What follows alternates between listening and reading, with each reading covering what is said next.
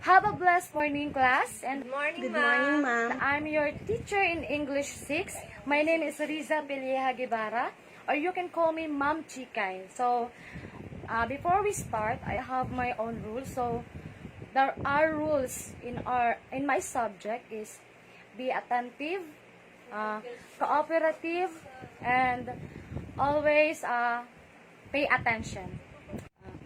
Before we start our lesson, so we need to know our objectives. At the end of the lesson, the student should be able to. The first one is identify the 4 kinds of sentences according to function. The second one is use the kinds of in a complete sentence. And the third one is appreciate the kinds of sentence in everyday communication.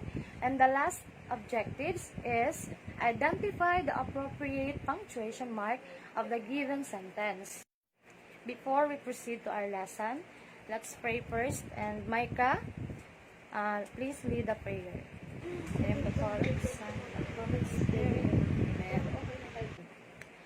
So, who are absent for today? None, ma'am. Thank you. What did you observe, class? While you are looking at the pictures, what kind of feeling did you feel? Happy and sad. Very comprehensive, class. So, can you create a short sentences about the pictures? Okay, Micah? He came here today and then went out immediately. Very good. What's your answer? You look extremely pale. Are you sick? Very good. So, let's try another one. Okay, again, Miss Micah.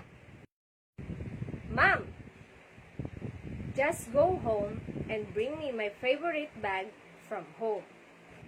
Very good. So now, let's move on. I'll give you an activity.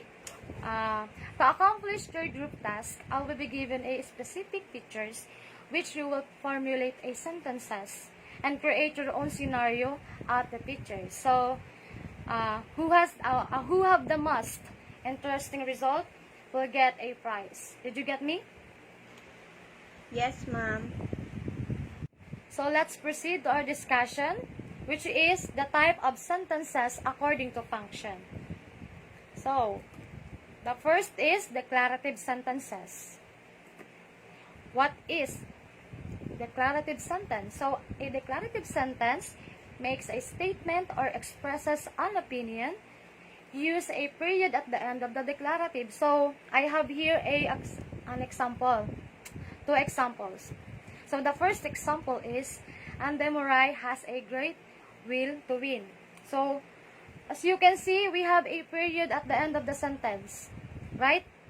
And the second example is, the commentator laughed at his own mistake. So, what is the mark, or where is the mark? As you can see, at the end of the sentence. Right? Did you get me, class? So, the second one is interrogative sentence. So, what is interrogative sentence? So, an interrogative sentence asks a question and ends with a question mark. So, for example is, are you using the saw today? So, as you can see, we have a question mark at the end of the sentence, right? And the second one is, may the other people come along with us? So, as you can see, we have a question mark at the end of the sentence. Did you get me, class? Thank you. So, let's move on. Let's proceed to the third types of sentences, which is the exclamatory sentence. So, what is exclamatory sentence? So, the third kinds of sentences is exclamatory sentence. So, what is exclamatory sentence? An exclamatory sentence expresses a strong feeling and ends with an exclamation mark. Right? And I have here an example. So, I have 2 examples. The first example is, this is the way to do it. So, as you can see, we have a exclamation point at the end of the sentence. And the second example is, That is great news. As you can see, we have a exclamation point at the end of the sentence. Did you get me, class? Isn't it? Okay, so let's proceed to the last kinds of sentences according to function. So the last sentence is imperative sentence. What is imperative sentence? Imperative sentence gives a command or strong emotion or makes a request, mild emotion. Use an exclamation after imperative sentence that contains an strong emotion, and a period after one that contains a mild emotion. So for example, class, stop that foolish talk now. Please take the empty plate away now, Maris. So as you can see, guys, we have the middle of the sentence, we have a exclamation point, and we have a period at the end of the sentence. So it is considered as imperative sentence. Thank you. So our activity is write down the type of each sentence. There are no end punctuation on the sentences because that may give you the answer. Decide by the function of the sentence and mark down the end punctuation.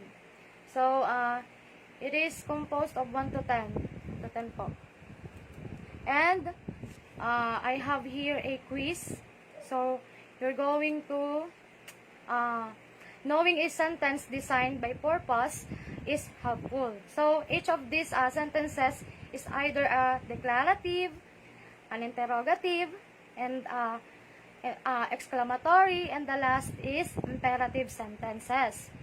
So write down the appropriate 3-letter combination next to its corresponding type of sentence. So each type of the sentence appears 5 times.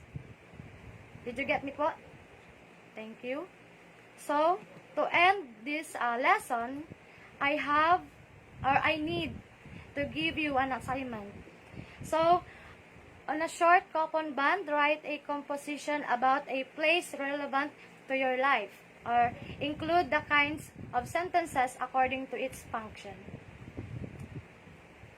Did you get me po? Isn't it? Okay. Today, a reader. Tomorrow, a leader. Thank you po.